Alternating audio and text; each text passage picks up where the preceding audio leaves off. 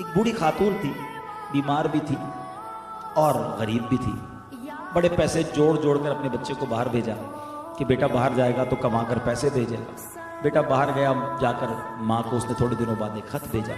माँ बड़ी खुश हुई कि मेरे बेटे ने, लाडले ने विलायत से मुझे याद किया। उस लिफाफे को चूमा, आंखों से लगाया और दराज में रख दिया। अगले महीने फिर खत आया, फिर बड़ी खुश हुई, मगर पढ़ना जानती नहीं थी। फिर उस खत को दराज में रख दिया।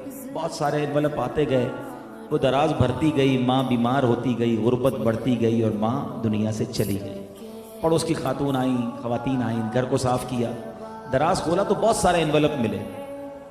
जैसे एनवलप्स को खोला तो उन एनवलप्स में हर खत के साथ मनी ऑर्डर था। बेटे ने हर महीने माँ को पैसे भेजे थे। अगर वो सारे मनी ऑर्डर कैश हो जाते तो माँ की गुर्बत भी दूर होती, इलाज भी हो जाना था।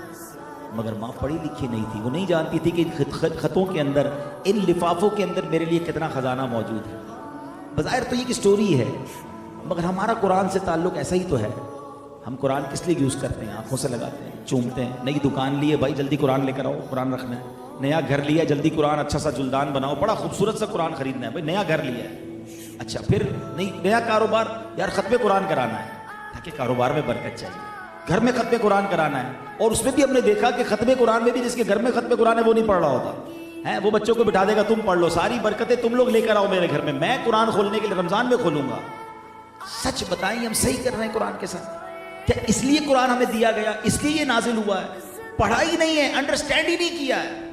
आज लोगों के मैसेजेस की, लोगों के पैगामात की हमारी लाइफ में कितनी अहमियत है। आज सुबह उठने के बाद पहले लोग अल्लाह रसूल का नाम लेते थे, वजू करते थे, अब तो आंखें पूरी नहीं खुलती, मोबाइल उठाते हैं।